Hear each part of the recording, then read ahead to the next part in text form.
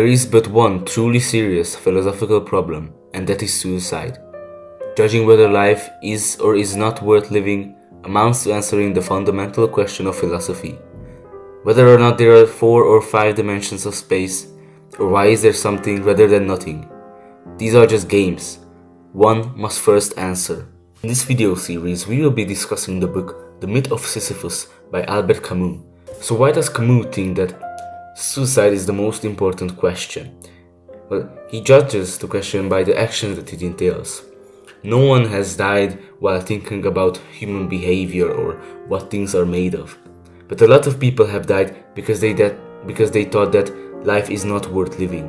Galilei had a lot of scientific truths, but he disregarded them all when they threatened his life.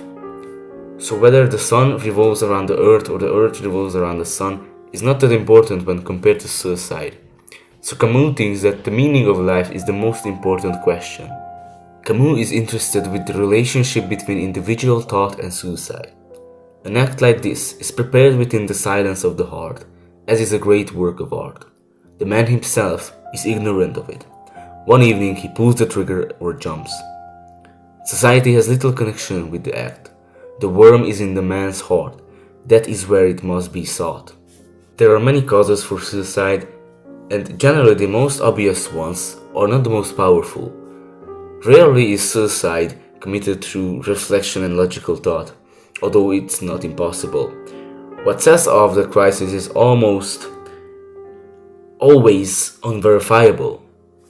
Now, newspapers and news often talk about personal sorrows and incurable illnesses. These explanations are plausible, but one would have to know whether a friend of the desperate man had not that very day addressed him indifferently, because he is the guilty one. For that is enough to push a man. So it is hard to pinpoint the exact moment when people decide to kill themselves. But essentially it's like a confession. When someone does the act, he is confessing that life is too much for him and that it's just not worth it. So what is this feeling that pushes people to the edge? Well, Camus writes in his book, "What then is that incalculable feeling that deprives the mind of the sleep necessary to life? A world that can be explained even with bad reasons is a familiar world, but on the other hand, in a universe suddenly divested of illusions and lights, man feels alien, a stranger. His exile is without remedy, since he is deprived of the memory of a lost home or the hope of a promised land. This divorce between man and his life, the actor and his setting, is properly the feeling of absurdity. All healthy men have thought of their own suicide. It can be seen without further explanation that there is a direct connection between this feeling and the longing for death." This book is about the relationship between the absurd and suicide, whether or not suicide is an answer to the absurd. Camus asks the question in his book that does this mean that we must kill ourselves because of the absurdity of existence? If we think logically, there are 2 answers to these questions, yes or no.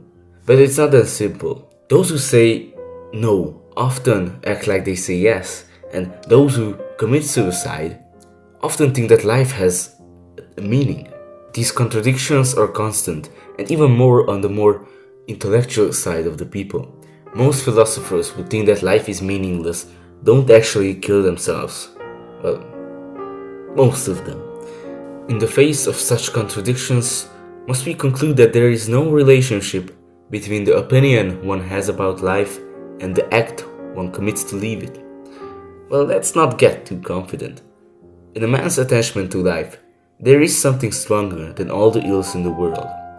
The body's judgment is just as good as the mind's. We get into the habit of living earlier than the habit of thinking. The body doesn't want us to die. In short, the essence of that contradiction lies in what Camus calls the act of eluding or hiding from death, which is the third theme of this essay, hope. Hope of another life one must deserve, or those who live not for life itself but for some great idea that will transcend it, refine it, and give it meaning.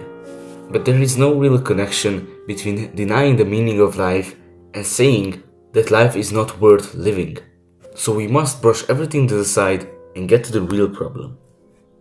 Someone kills himself because life is not worth living. That is obviously true, but that doesn't lead us anywhere. But does suicide come from the fact that life has no meaning? Does its absurdity require someone to escape it through hope or suicide? What we're asking is, does the absurdity of existence, dictate that? This is the last paragraph of the chapter that I'm still trying to understand.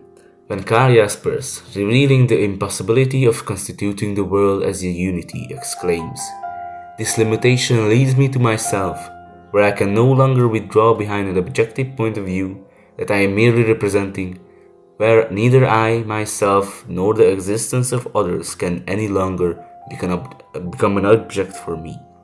He is evoking after many others those waterless deserts where thought reaches its confines. After many others, yes indeed, but how eager they were to get out of them. At that last crossroad where the thought hesitates, many men have arrived, and even some of the humblest. They then abdicated what was most precious to them, their life.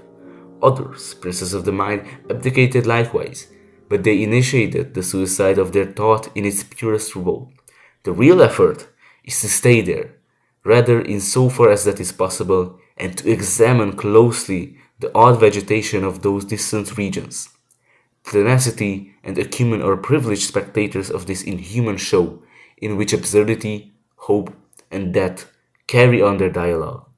The mind can then analyze the figures of that elementary yet subtle dance before illustrating them and reliving them itself. I want to know, what do you think? What is Camus talking about here in the last paragraph of this chapter?